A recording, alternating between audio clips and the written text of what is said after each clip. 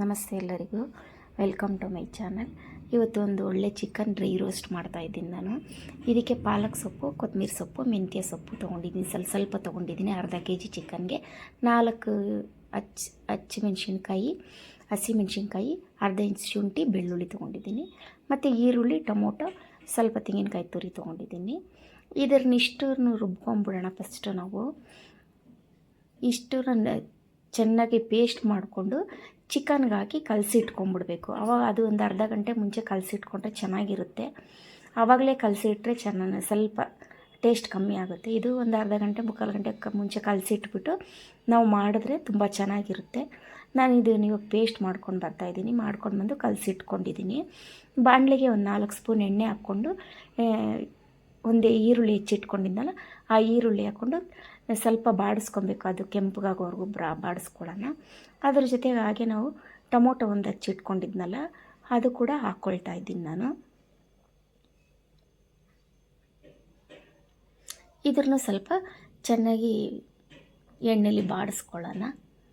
ಹಾಗೆ ಇದಕ್ಕೆ ನಾವು ಸ್ವಲ್ಪ ಉಪ್ಪು ಹಾಕೋಣ. ನಾವು ಚಿಕನ್ಗೂ ಸ್ವಲ್ಪ ಉಪ್ಪು ಹಾಕಿರೋದ್ರಿಂದ ಇದಕ್ಕೆ ಸ್ವಲ್ಪ ಉಪ್ಪು ಹಾಕೋಣ ಸಾಕು. ಆಮೇಲೆ ಬೇಕಾದರೆ ನಾವು ಟೇಸ್ಟ್ ನೋಡ್ಕೊಂಡು ಉಪ್ಪು ಹಾಕ್ಬೋದು. ಫಸ್ಟೇ ಹಾಕ್ಬಿಟ್ರೆ ಜಾಸ್ತಿ ಆದರೆ ಅದು ಚೆನ್ನಾಗಿರಲ್ಲ. ಮತ್ತು ಇದಕ್ಕೆ ನಾನು ಮತ್ತೆ ಒಂದು ಸ್ವಲ್ಪ ಅಚ್ಚ ಖಾರದ ಪುಡಿ ಹಾಕ್ತಾಯಿದ್ದೀನಿ. ಅದಕ್ಕೆ ಮೆಣಸಿನ್ಕಾಯಿ ಕಮ್ಮಿನೇ ಹಾಕಿದ್ದೆ, ಹಾಗಾಗಿ ಇದಕ್ಕೆ ಒಂದು ಅರ್ಧ ಸ್ಪೂನ್ ಅಚ್ಚ ಖಾರದ ಪುಡಿನೂ ಹಾಕ್ತಾಯಿದ್ದೀನಿ ನಾನು. ಇದೆಲ್ಲನೂ ಸ್ವಲ್ಪ ಚೆನ್ನಾಗಿ ರೋಸ್ಟ್ ಮಾಡ್ಕೊಳ್ಳೋಣ. ರೋಸ್ಟ್ ಮಾಡಿಕೊಂಡು ಇವಾಗ ನಾವು ಕಲಸಿಟ್ಕೊಂಡಿದ್ವಲ್ಲ ಪೇಸ್ಟ್ ಮಾಡಿ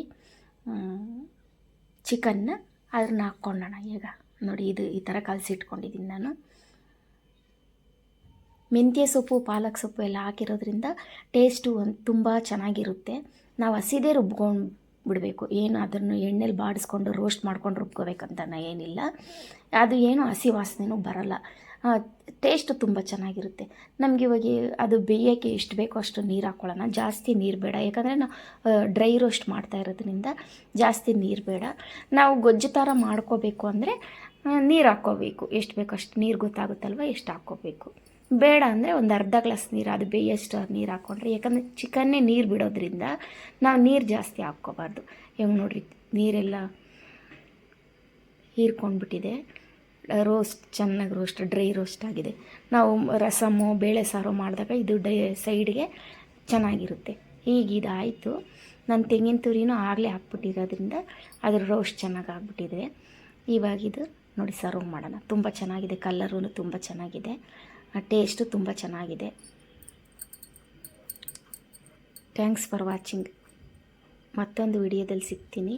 ಇಷ್ಟೊತ್ತು ನನ್ನ ವಿಡಿಯೋ ನೋಡಿದ್ದಕ್ಕೆ ಎಲ್ಲರಿಗೂ ಧನ್ಯವಾದಗಳು.